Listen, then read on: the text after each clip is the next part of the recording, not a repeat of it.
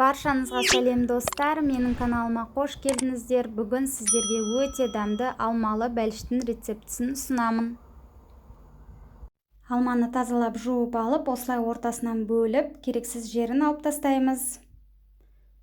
Алмаларымыз қышқыл болса, пирогтың дәмі өте дәмді болып шығады. Одан кейін алманы тым қалың немесе тым жұқа етіп емес, орташа видеода көрсетілгендей бөліктерге бөлеміз. Алманы қалауларынша төрт бұрышты кубик етіп бөлсеңіздер де болады, бірақ осылай турап алсаңыздар, пирогтарыңыз өте әдемі болып көрінеді. Одан кейін таза ыдысымызға жұмыртқаны жарып алып, оның үстіне шым-шым тұзды сеуіп, кішкене миксерлеп аламыз. Одан кейін қантты салып, жақсылап аппақ болып көпіргенше миксерлейміз. Осы массамыз 2-3 есе ұлғайып, аппақ болып көпіруі керек.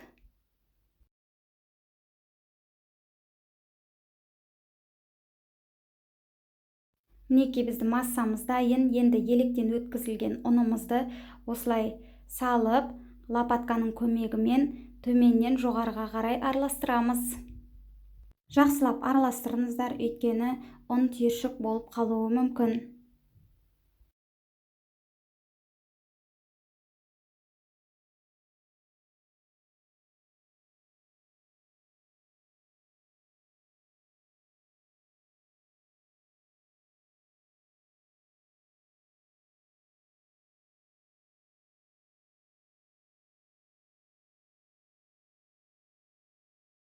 Мінекей біздің қамырымыз дайын. Енді формамызға пергамент қағазын төсеп, осы массаның жартысын құямыз. Одан кейін лопаткамен тегістеп аламыз. Одан кейін үстіне алманы тіземіз.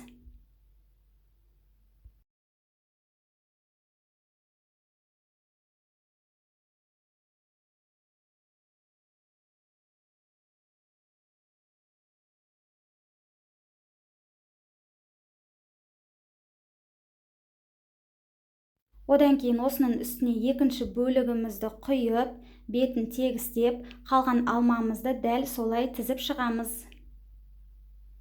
Бұл пирог менің отбасымның сүйікті десерті деп айтсам да болады.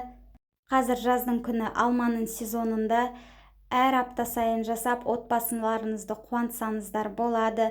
Міндетті түрде жасап көріңіздер. Сіздерге ұнайтынына сенімдімін. Өте дәмді, ауызда еритін пирог болып шығады.